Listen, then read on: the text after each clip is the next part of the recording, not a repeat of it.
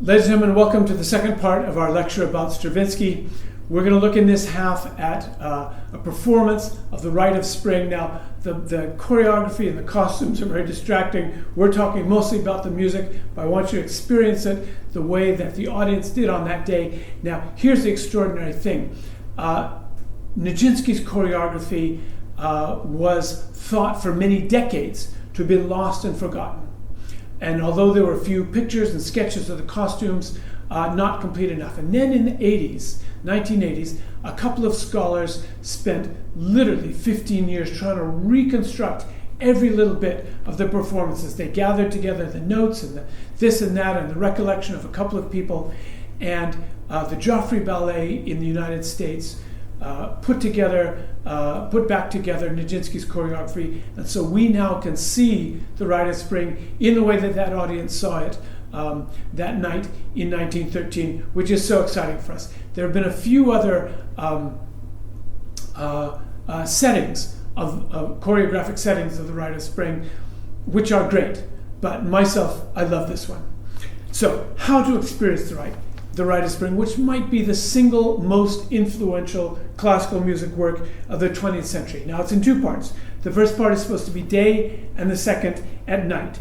It's the story of a primitive tribe, Bronze Age tribe, Neanderthal tribe, something like that, carrying out a primitive religious rite in which a young girl, a member of their tribe, has to dance herself to death to appease the gods and give the tribe a happy year of nature, of farming, etc., etc. The introduction is called A Kiss of the Earth. Before the curtain rises, there's an orchestral introduction. It begins with this famous bassoon solo, which is unnaturally high in the bassoon, almost uniquely high. You can hardly tell what instrument it is. The rhythms are so abstract, you can't feel any pulse, but they are there, and this is how it begins.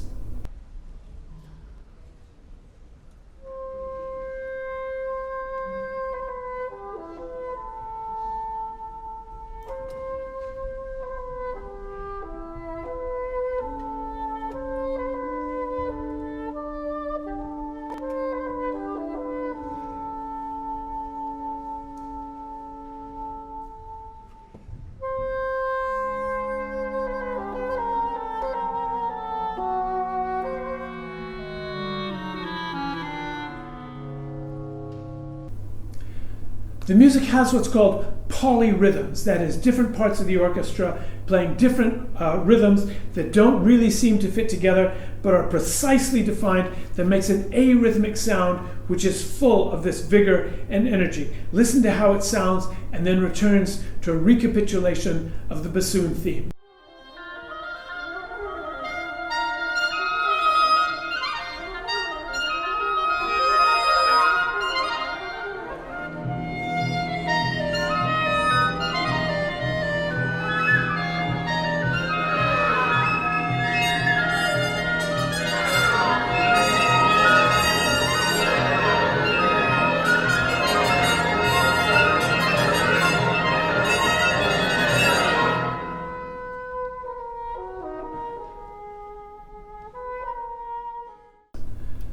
The second section is called The Augurs of Spring, Dances of the Young Girls. It's a celebration of spring. An old woman enters and begins to tell the future. We're going to start the music with the last seconds of the introduction, which apparently has no rhythm at all, and suddenly a very rhythmic pizzicato form in the violins. Listen to these notes, because we're going to hear them again. And then this ferocious sound in the strings comes for the dance of the girls. Abstract accents, unpredictable rhythms. Now, this string sound is the string sound that was invented by Beethoven for his Fifth Symphony. Now listen to the polyrhythms when they come in.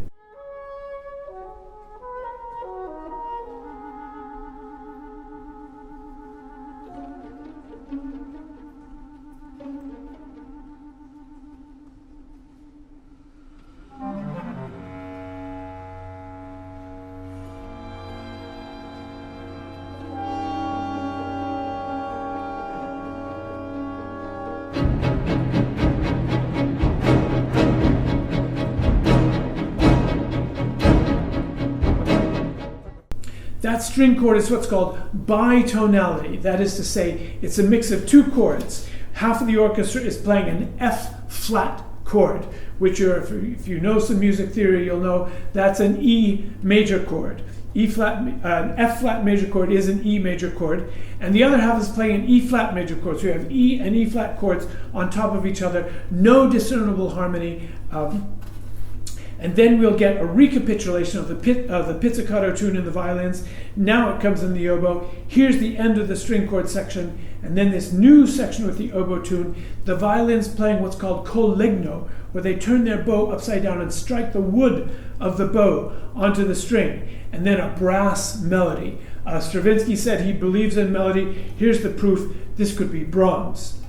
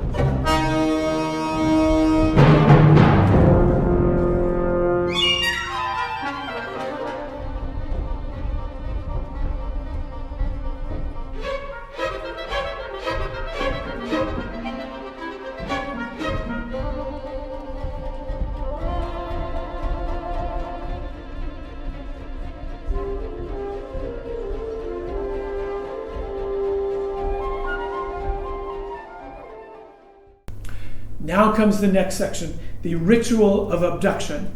The young girls arrive from the river in single file and begin the dance of abduction. A very crazy polyrhythmic section suddenly comes into a united triplet rhythm as the dance begins. And this shows Stravinsky could really write a dance tune.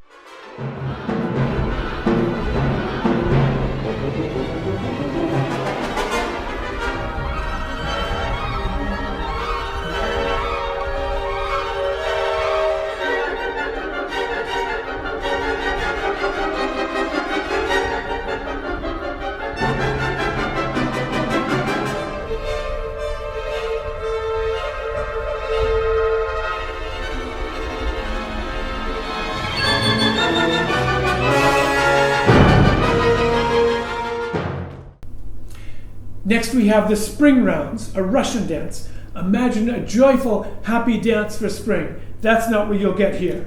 After a slow introduction, the rhythm begins, very heavy, slow kind of Russian peasant feel, and the melody comes in parallel seventh chords. That's about a five-fold sin by conventional composing rules that you would be learning if you went to music school. Parallel seventh chord. Listen to how great they sound in Stravinsky's hand. He builds the excitement of the music up and up and up, the kind of long, slow crescendo that Mendelssohn longed to create. This kind of crescendo he could really only dream of.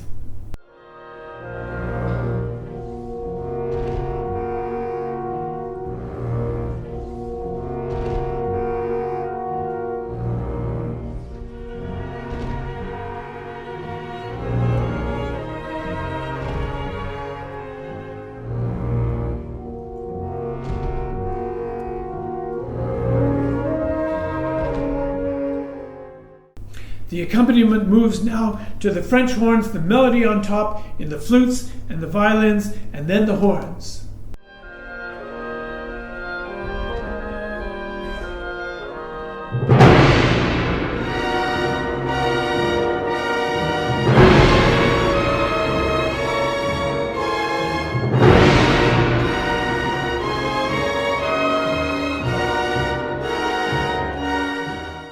And now comes the final big build-up.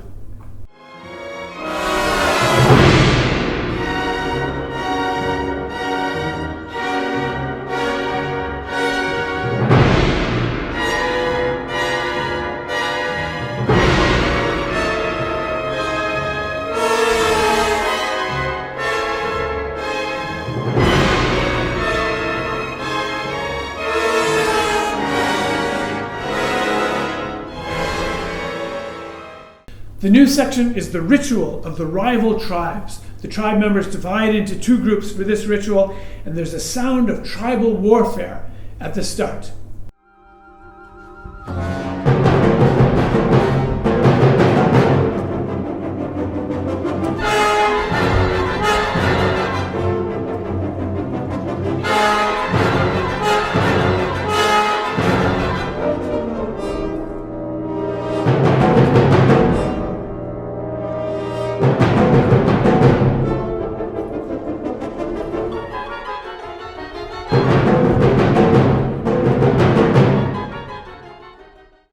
And now comes a smooth melody, a big crescendo, a recapitulation of the war theme.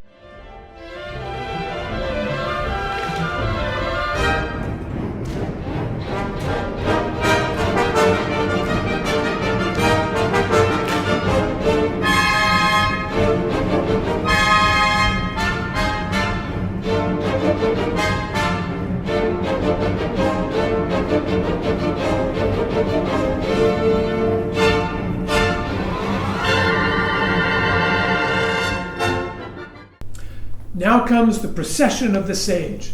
The procession enters, headed by the wise men, who stops the games and blesses the earth. I like to have this music when I enter a room. It certainly makes him sound like an important person. It starts with polyrhythm, it has bitonality, and just a brutal, loud, strong sound. Ends with a short silence, almost the only silence gap between sections in the whole piece.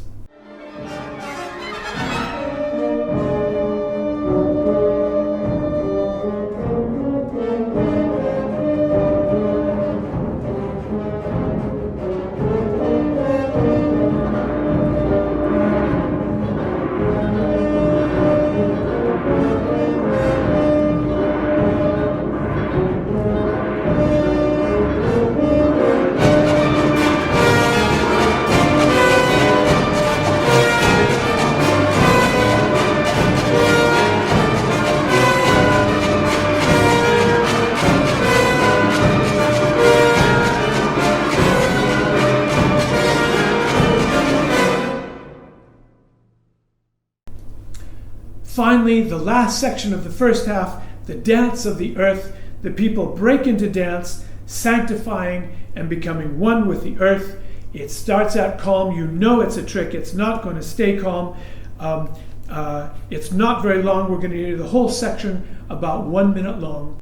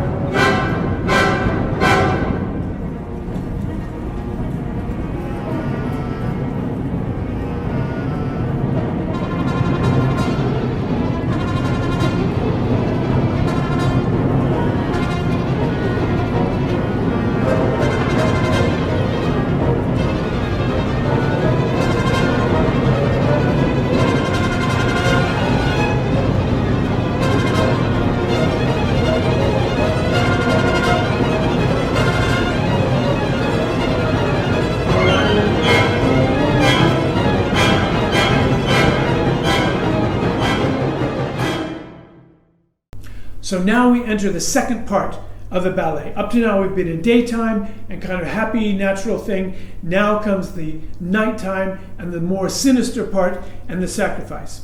Similarly to the first half, there's kind of a slow introduction before the curtain opens.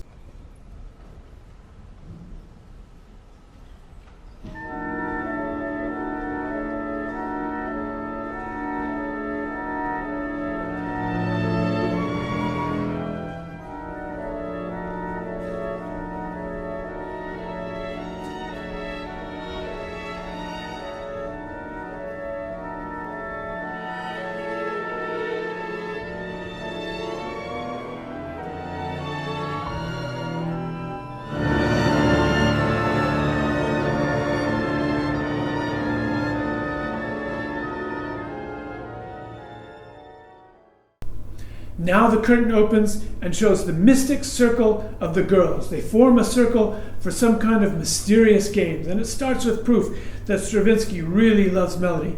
Listen to this choir of violas.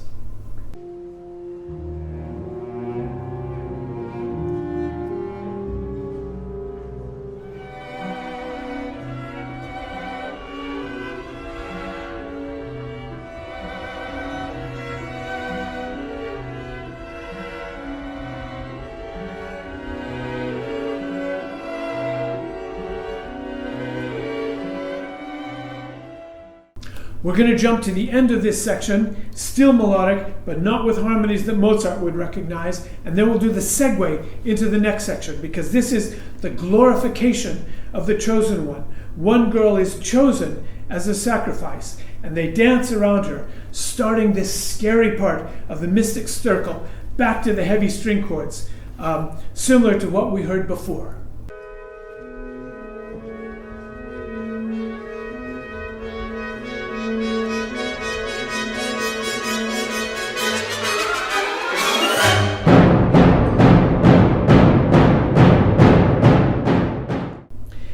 Now Stravinsky begins to mix up rhythmic elements in this extraordinary boiling soup.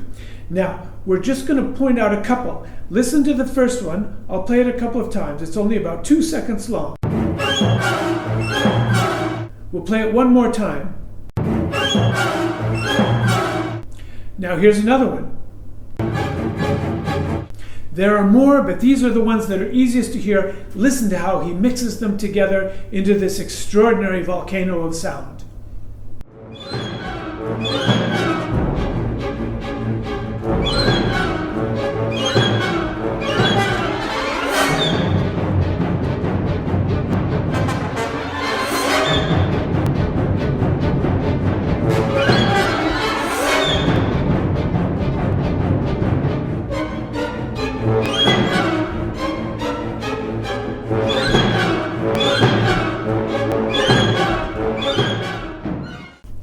Now we have the evocation of the ancestors. Another brief dance, and here's the proof: nobody writes brass better than Stravinsky.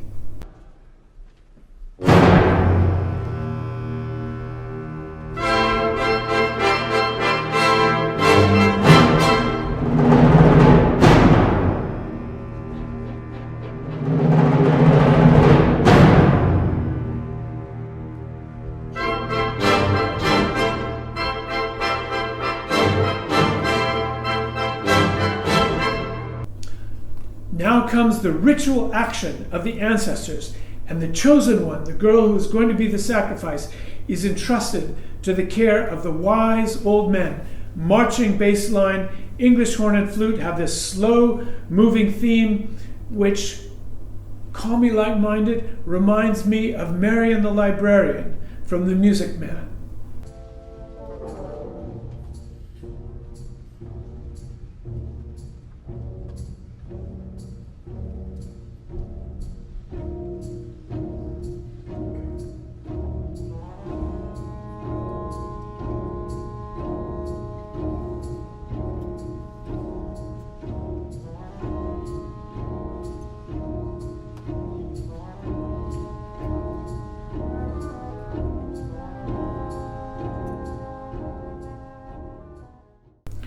Finally, after a giant, portentous theme, the music quiets down to begin the finale.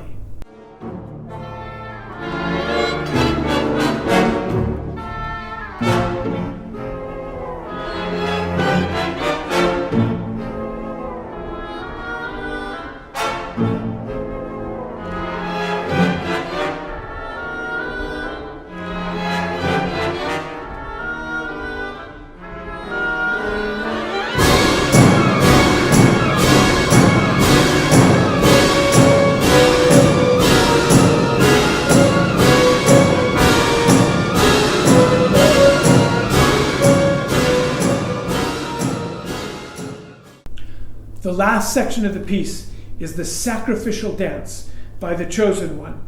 Listen for these rhythmic elements again and this ritual action.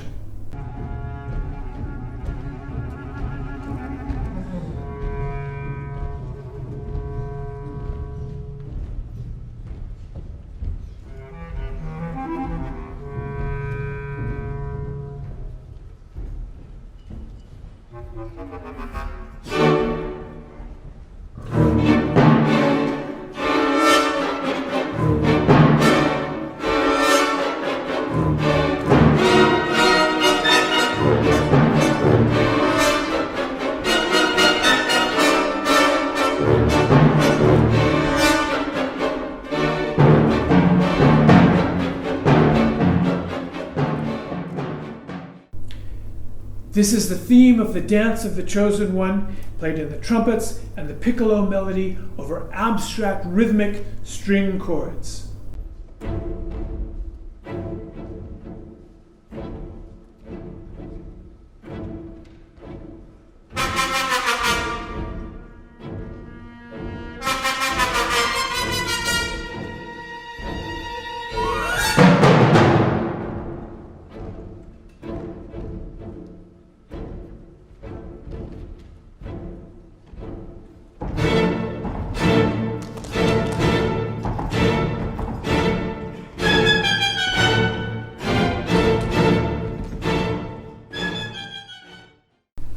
Several times as the music comes towards its end, we reach a giant climax, only to find that she's not dead. She rises again to dance more. We're going to hear the last about 1 minute of the piece.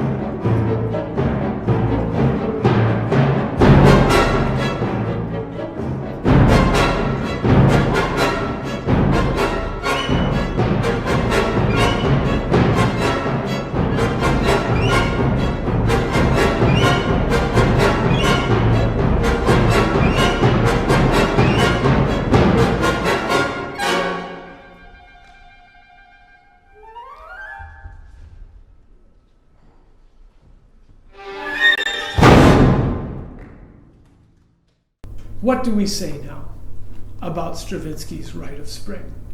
Certainly one of the most memorable classical music pieces of the 20th century.